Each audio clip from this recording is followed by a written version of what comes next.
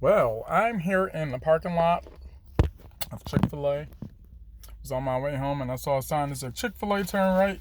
And you know what I did? I turned right.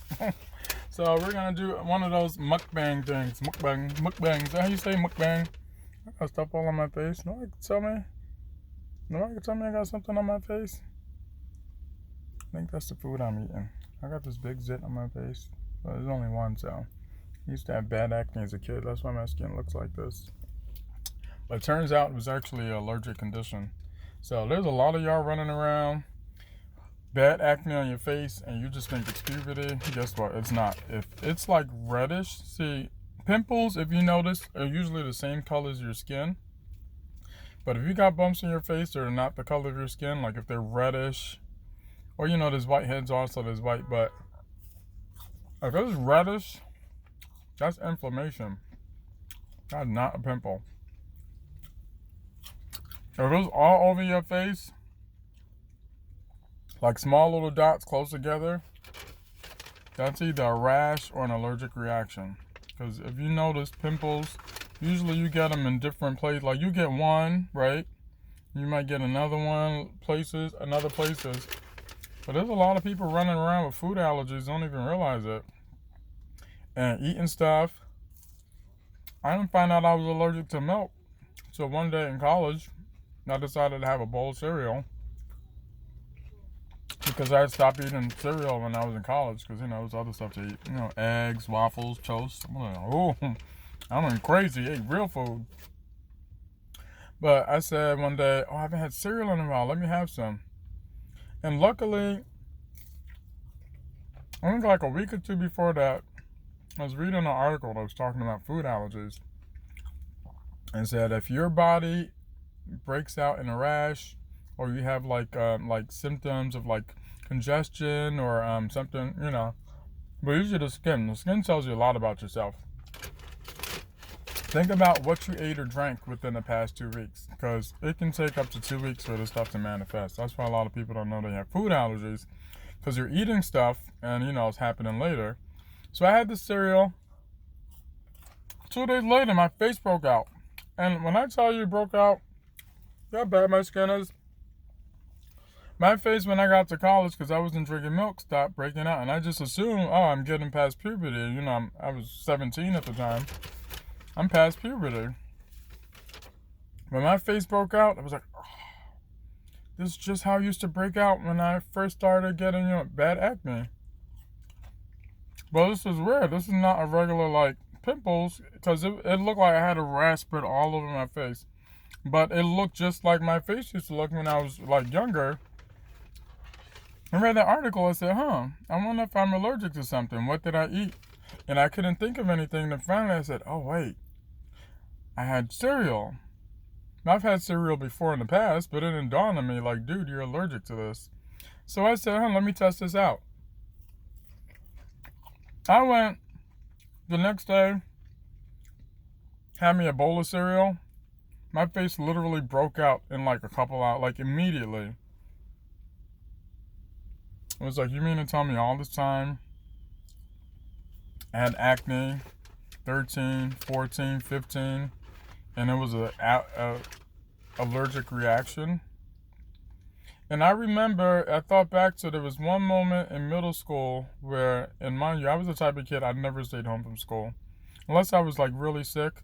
But my mom was like, oh, you want to stay home today? I'm like, no, I'm not staying home, because I don't like missing stuff.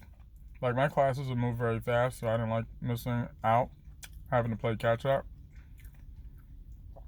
But there was one day, I had cereal and immediately my stomach hurt so bad. I like went back to bed and like lied down. My mom didn't even know I was home, so after a couple hours I felt better. I was up doing something. She was like, why are you home? I was like, I wasn't feeling well. Like I had the worst cramp in my stomach that I've ever had. And I've had them before. I noticed in the morning. I thought it was just because, my stomach isn't awake in the morning, so eating is like making it hurt. I didn't dawn on me that, you're allergic to milk. Now, mind you, I didn't like drinking milk. I could not drink milk without cereal in it. If I tasted it, it tasted so bad to me. My mom loved milk. My brother would drink milk. I had no idea how they could drink it because to me it tasted so disgusting. Now I know why. So, changing subject, I just saw the movie Django Unchained, which stars Jamie Foxx as a slave, or I guess I should say a black bounty killer during slavery times. He wasn't a slave. He was enslaved. Some of y'all that won't know the difference. I'm gonna let you marinate on that one. He wasn't a slave. He was enslaved. Really deep movie, but there were some moments for me that really stuck out. Like, the most powerful moment for me, and if you haven't seen the movie, you might not want to watch this part because I'm gonna spoil it. If you don't care for spoilers, then keep watching. But when they get to the house, so I did not know Samuel L. Jackson is in the movie. No surprise. I mean, what's his name directed it? What's his name? Blanking on it. Quentin Tarantino directed it. So, of course he's going to get Samuel L. Jackson. Because Samuel L. Jackson, like you walk up, Samuel L. Jackson is one of those actors who can just stand there and just emote. Like, give you emotion and you know exactly what he's thinking or feeling. Like, Samuel L. Jackson could have just stood there in the whole movie and made faces. And it would have been like, oh my God, wow. Because his face is just like... So he shows up, he has the angriest look on his face. He's, the house slave. I'm not gonna say the word. I was about to say the N-word, but I said, no, let me spare some of y'all from the appallment or this video getting blocked on YouTube. And worked in the house. And wow. All these muscular people running around here. I don't know what's going on, but okay, all right. Like, he looked like he just, fell out of the gym. Anyway, thought that was He-Man. So, the guy looking at me like he wants me to leave, but I don't care. Other people are eating. I'm eating my food. So, he works at the house, so their whole concept is they're going to this house because they want to rescue this guy's wife. She's enslaved. They're treating her. She's trying to run away. This woman's played by Kerry Washington. Interesting thing about this woman, if she's so hardy to run away, she I don't know, it's complicated. I was going to say something, but I won't say it because I'm like, you think about a person's situation, it's hard. I just expected her to be have a little bit more fight in her than she exhibited in some of the scenes. But at the same time, the way they treated her, she probably had no energy to fight back. But anyway, he's there and he's angry. A lot of this is a problem with black people. I'm gonna say black people because being black, I grew up in the community, so I know how we are. And sometimes black people get mad when other black people say stuff that calls them out. But because I remember watching a video and this woman was berating somebody, left a nasty comment. And I said, typical, just like a black person to want to criticize another black person.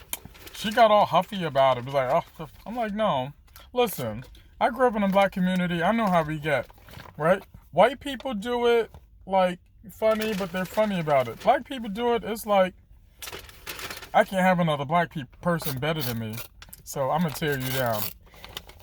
And that's that slave mentality, okay? Not that enslavement mentality, but those are the slaves. I'm going to let you marinate on that one. They're not enslaved, they're slaves, okay? It's all about that mentality. What the hell is in this? Interesting looking pickle. When you get your food, you got to open it up. This Chick-fil-A sandwich, let me tell you, I've been eating Chick-fil-A since I think 2000 because they had one at Duke when I went to school, and that's back when Chick-fil-A was not widely known. But Chick-fil-A in the South, whew, you get that sweet tea. Look at that, sip, enjoy.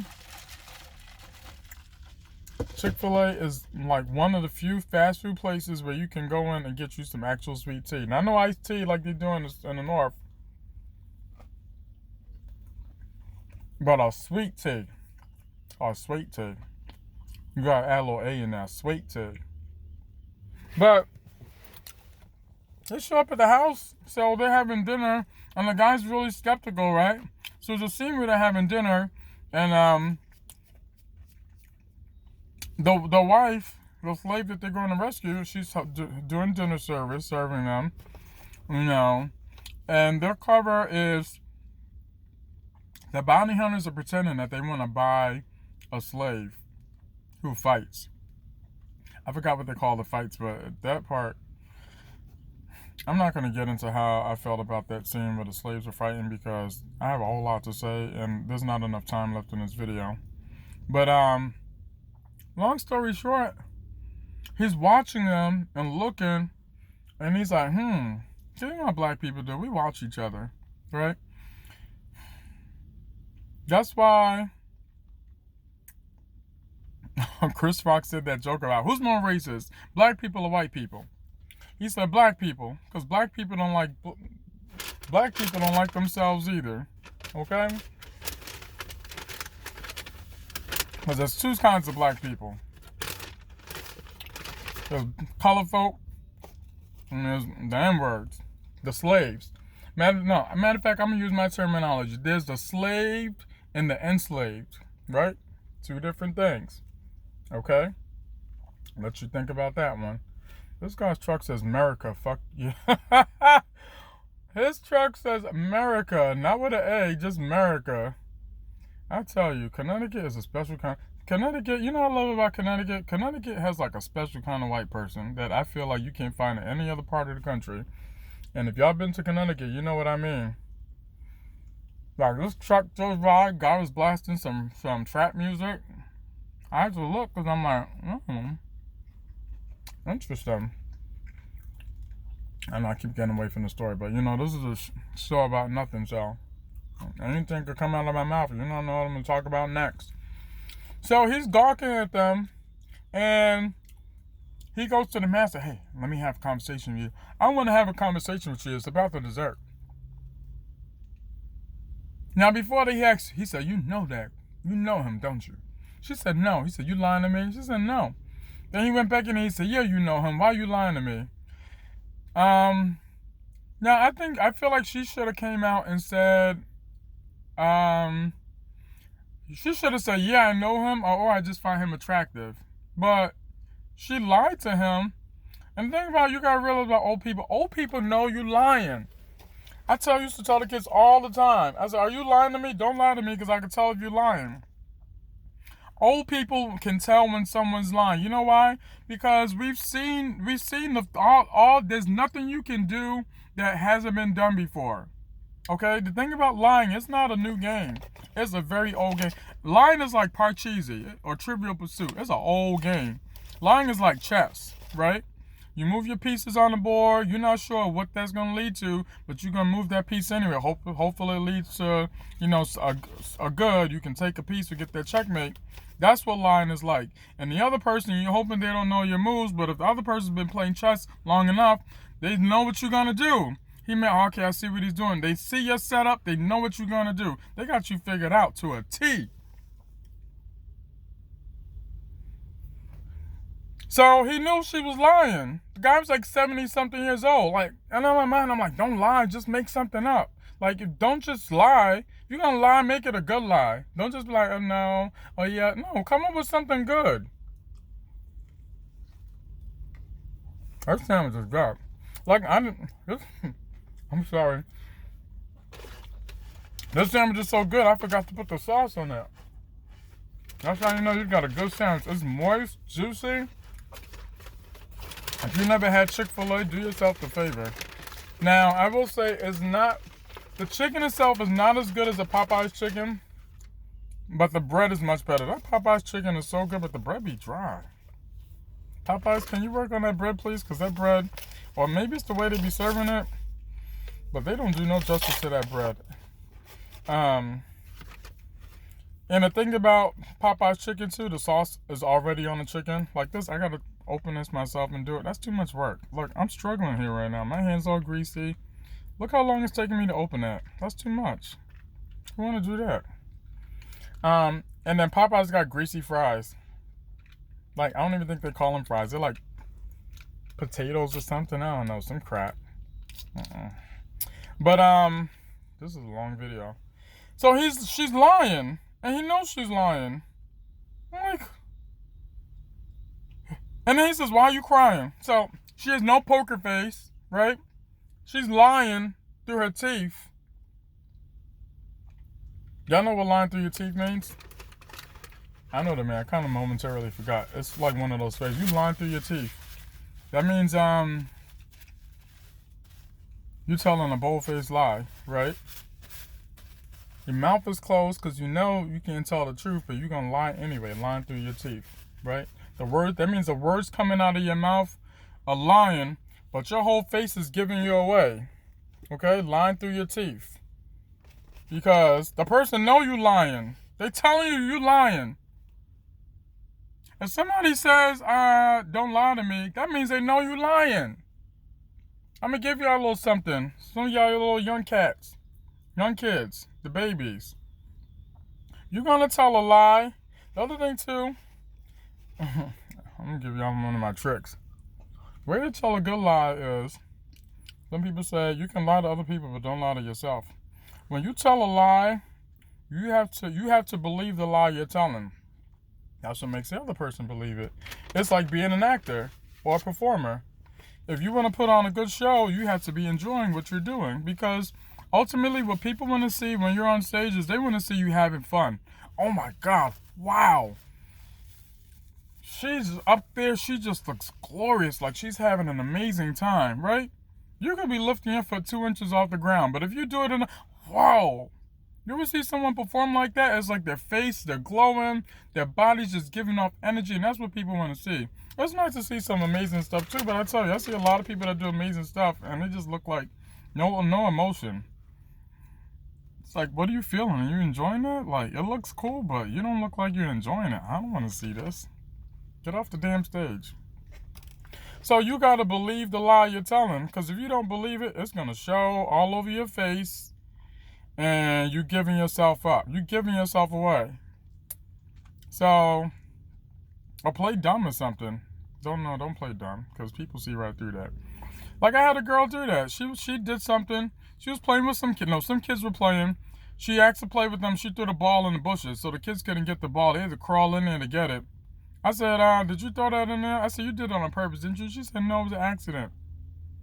Now I'm thinking in my mind, I'm looking at where the bush is. There's no way the ball accidentally got into this bush. So I already know your story makes no sense. I said, how did it happen? She said, well, we were playing, we threw the ball, and then I accidentally threw it and it landed over there. It bounced over there. Again, I'm like, there's a bunch of grass and twigs over there. The ball ain't bouncing on that stuff. And it's not one of those kind of, you know what I'm saying? That ain't happening. So I'm looking at, because when I read people, I read your body language, right? It's the body. And some of the good people who are lie detectors will tell you it's all about the body language. I'm looking at your body. You tense, you lying. You nervous, you lying, right? But I'm like, her story, so it's not, I already know she's lying, but the thing is, I want the real story. So I'm like, trying to figure out. I'm looking at the body language. I'm like, they didn't want to play with her, so she's upset, so she threw the ball over there. That's what happened. So I'm like, bro, how did you feel? You know, I'm trying to get to the bottom of it. Finally, we get back to the school, and then she's telling the other teacher what happened, and her story changed. That is the biggest lie flub you can ever come up with. I'm sorry, I'm sweating because it's warm in here. I turned the air off, and this chicken it's so good, I'm sweating. See? Changed her story. I said, oh, you sure that's what happened? She said, yeah. Are you positive? I said, yeah. I said, because outside, you told me da-da-da-da-da. She said, oh. As I told you I was going to catch you in a lie. And as I told you, don't lie to me. Nothing bad's going to happen. I'm just trying to understand so I can help you. Because you know what? What I'm going to need you to know is if two people are playing and they don't want to play with you, you find somebody else to play with. Because if you did that, this wouldn't happen. Right? They're playing by themselves. Hey, you can play with me? No, okay. Try another day, find somebody else. Don't put no energy into playing with people who don't want to play with you, because at the end of the day, you're going to feel bad about yourself, and you don't want that. I don't want that for you. I'm trying to help you. Because you know what? It's going to happen again. When you get older, you're in high school, college, you become an adult, you're going to meet a lot of people who don't want nothing to do with you. And you got to know what you got to say. Hey, that's okay. Do you? So she was lying. So he goes back out there. He tells the guy they know each other. And the master's like, what do you mean they know each other? He said they know each other. I could tell they know each other. They come in here. He said, you know what? They're not coming here to buy no wrestling slaves. They're coming to get her. He said, oh. He said, you notice, he's helping figure it out. I won't give you the whole details. Watch the movie if you didn't see it. But he figured it out. And so they go back and the gig's up. The jig is up. Now, some other stuff came after the scene. I'll tell you. I'm going to make a general statement. I don't mean all white people. But white people are stupid. And when I say white people, I mean systematically. The system of white people, of whiteness, is stupid. How they categorize people based on genetics, or he says some old mumbo jumbo, and I'm like, this stuff don't make any sense. Like, how do you believe this stuff? It makes absolutely no sense at all. Something about looking at the skull, and like black people or use the N-word. They have a thing of servitude, and he pointed out these three pieces, and Sir Isaac Newton, his knobs were in his scientific lobe, and that's why he was a scientist. I'm like, but what about the black scientists? What about the fact they're not gonna tell you this? And I said this in another video. When the Europeans went and kidnapped the Africans, they didn't go and get slaves. Okay? Africa sold slaves to the Europeans, but when the Europeans went back, they did not go back for slaves, because that's not what they needed. They needed agriculturists. Agriculturalists. Right? I think I said that right. They needed scientists, in other words. They needed the people who didn't just work the land, but understood how to work the land. Because, Europeans they want their society to be better than everyone else's. So when they come get you, they're not coming to get Joe Schmo or Lou Boo. Okay? They come to get Dr. Chang and Minister Sharmisha, and you know what I'm saying? Oh, come work for us. Look at the companies. Look at Bill Gates. Bill Gates don't go work with stupid people. Bill Gates ain't know shit about shit and didn't even finish college. But he's got one of the biggest businesses in the world. Why? Because he went and got the smart people. That's white. That's white. So they figure out, and then the whole time I'm like this guy went and sold himself out.